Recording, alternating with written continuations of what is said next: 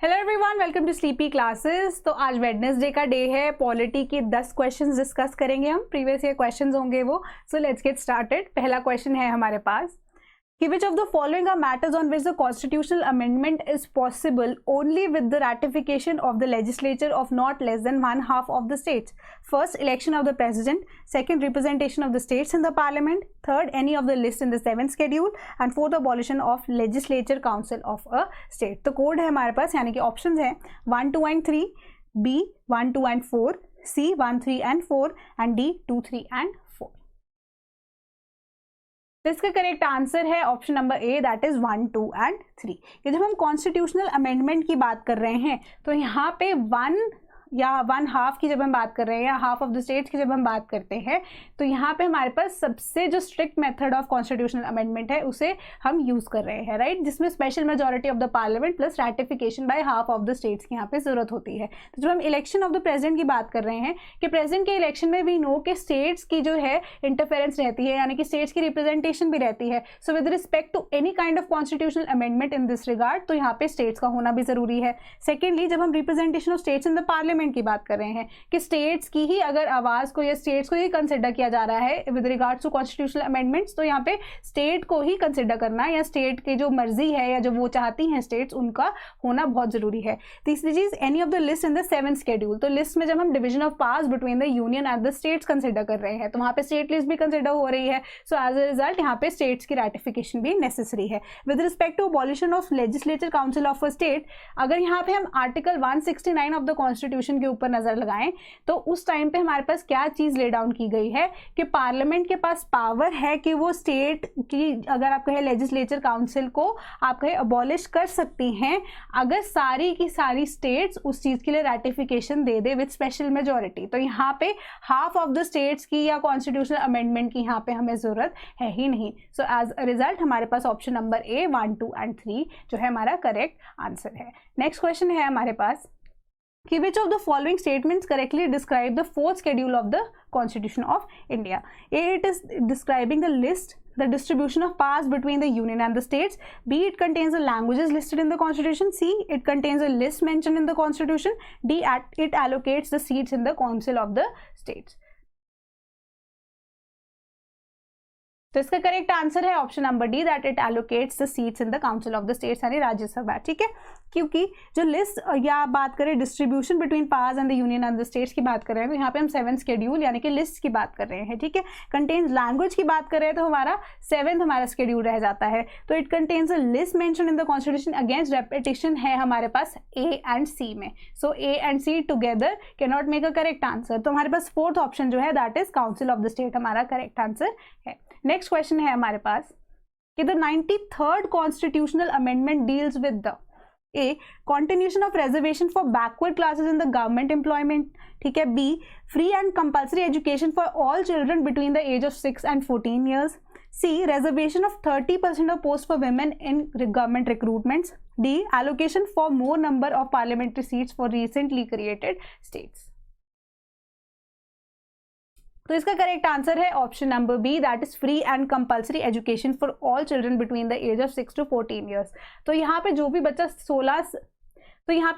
6 से 14 साल के एज के बीच में है तो कोई भी गवर्नमेंट या कोई भी इंस्टीट्यूशन उन्हें फी पे करने के लिए नहीं कंपेल कर सकता, ना ही कोई भी कैपिटेशन फी जो है उसे भरने के लिए कंपेल कर सकता है। एज अ रिजल्ट अगर कोई भी ऐसी फोर्सफुल इन्वॉल्वमेंट रहती है तो 10 times द टाइम और या आप कहें जो 10 times द फी है उसकी आपको पेनल्टी पे करने का यहाँ पे प्रोविजन जो है वो किसने दिया है, 93rd कॉन्स्टिट्यूशनल अमेंडमेंट ने। Next question we have is which of the following statement is correct with respect to the commencement of the election process in India? A, the recommendation for election is made by the government and the notification for the election is issued by the election commission. B, the recommendation for election is made by the election commission and notification for the election is issued by the home ministry at the center and the home departments in the state.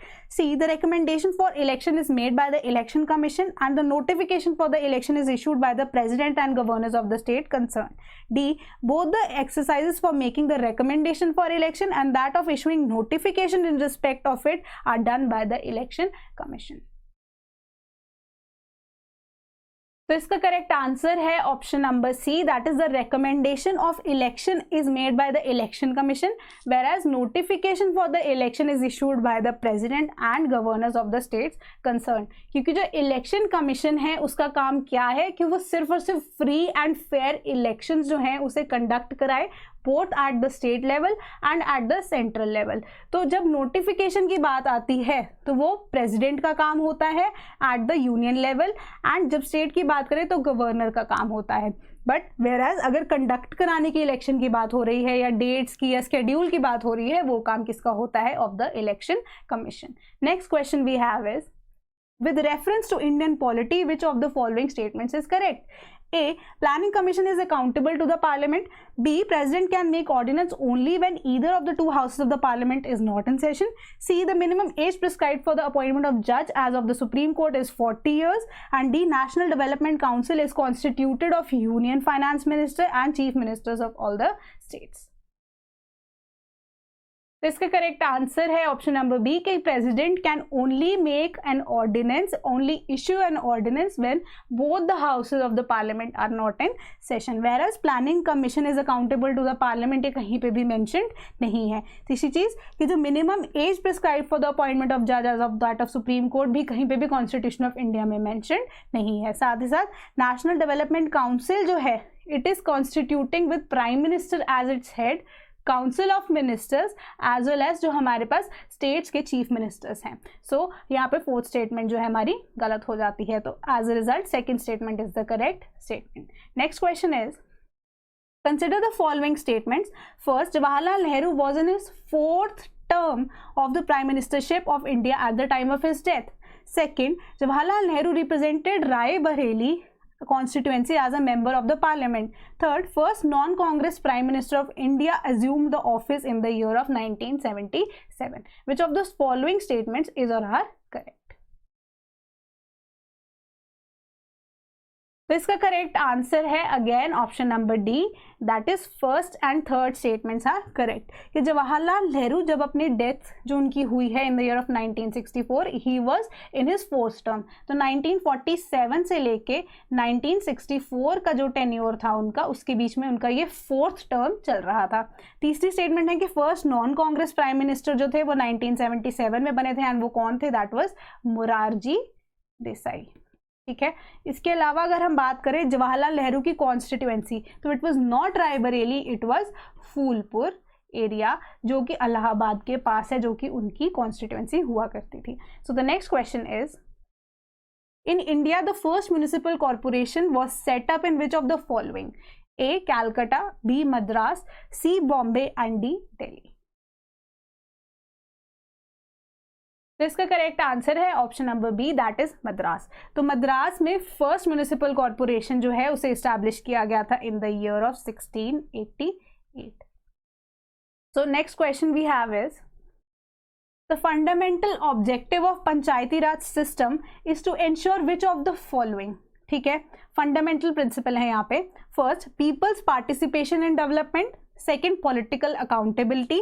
Third, democratic decentralization, and fourth, financial mobilization. Select the correct answer using the code given below. A 1, 2 and 3 only, B 2 and 4 only, C 1 and 3 only, and D 1, 2, 3 and 4, यानी कि all of the above is correct. तो इसका correct answer है option number C, that is first and third is the correct answer. क्योंकि जब हम fundamental objective यानी basic objective के जो कारण जिस वजह से पंचायती राज सिस्टम को कॉन्स्टिट्यूट इंस्टीट्यूट किया गया था, इट वाज टू एंश्योर कि जो लोग हैं at the grass root level वो हमारे डेवलपमेंट का पार्ट बने, यानी पीपल की जो रिप्रेजेंटेशन इन द डेवलपमेंट है at the grass root level वो भी बढ़े। इसके अलावा डेमोक्रेटिक डिसेंट्रलाइजेशन हो सके, क्योंकि जो स्टेट का काम है वो बहुत ज्यादा बढ़ गया था, तो जो स्टेट का फर्दर काम है उसे डिवाइड किया जा सके, यानी कि डिसेंट्रलाइज किया जा सके। So as a result democratic decentralisation जो है एक बेसिक या fundamental objective of panchayati raj institution का पार्ट था। वेयरएज जब हम पॉलिटिकल अकाउंटेबिलिटी की बात करते हैं तो वो कोई भी जब हम डेमोक्रेटिक सिस्टम को इस्टेब्लिश करते हैं, बीट अगर हम हमारी यूनियन गवर्नमेंट की ही बात कर लें, तो वो उसका फंडामेंटल ऑब्जेक्टिव तो नहीं रहता है। ठीक है, वो किसी भी डेमोक्रेटिक सिस्टम में अगर हम देख लें वो एक आप कहेंगे उसका ऑब्जेक्टिव तो रहेगा ही रहेगा। वेरएज पॉलिटिकल अकाउंटेबिलिटी को अगर हम पंचायती राज के साथ डायरेक्टली इंस्टीट्यूट करें तो उसका फंडामेंटल ऑब्जेक्टिव वो नहीं था।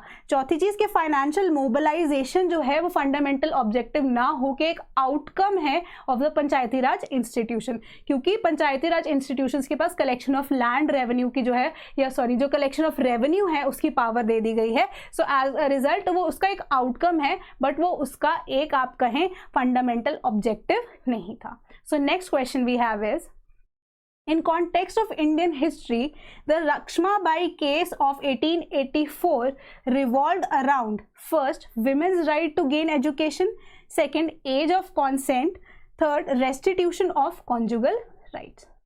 So you have to select the correct answer using the code. तो इसका करेक्ट आंसर है option number B, that is 2 and 3 only.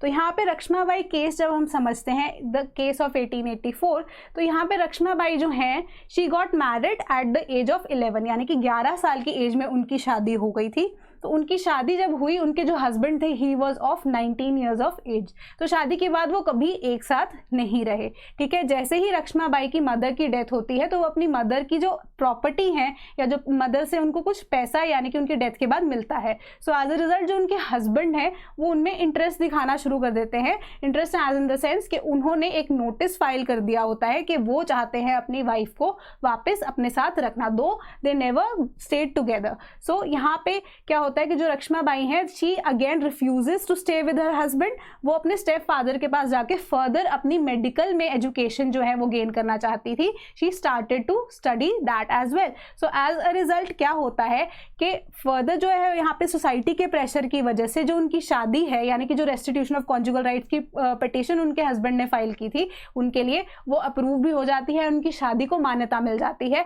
But Lakshmibai जो ये कह रही थी कि जो एज है वो उस टाइम पे कॉन्सेंट देने के लिए बिल्कुल भी आप कह सकते हैं एलिजिबल ही नहीं थी, क्योंकि जो इंग्लिश लॉ के अकॉर्डिंगली कंसेंट देने की एज के अकॉर्डिंगली उनको एटलीस्ट 18 साल का होना वहाँ पे उस टाइम पे जरूरी था। But when she got married she was at the age of 11। तो यहाँ पे उनकी शादी जो है बिल्कुल सही या वैलिड शादी नहीं है। बट उस टाइम पे सोसाइटी के प्रेशर की वजह से उनकी शादी को वैलिडेशन मिल जाती है। बट अगेन शी ऑल्सो जो उनको जो डिसीजन दिया गया था उस टाइम पे उनके अगेंस्ट वो क्वीन विक्टोरिया को पे लेटर लिखती हैं इंग्लैंड में, एंड एज अ रिजल्ट जो ये डिसीजन दिया गया होता है इंडिया में इसको जो है रिवोक कर दिया जाता है और उनकी शादी को फर्दर जो है इनवैलिड डिक्लेयर कर दिया जाता है। सो एज अ रिजल्ट यहाँ पे एज ऑफ कंसेंट का मैटर उठता है एंड साथ ही साथ रेस्टिट्यूशन ऑफ कॉन्जुगल राइट्स जो है वो इसमें इन्वॉल्व हुई थी, whereas women's right to gain education यहाँ पे कहीं पे भी इन्वॉल्व नहीं था। सो सेकेंड स्टेटमेंट यानी second and third statement B option हमारा करेक्ट आंसर है।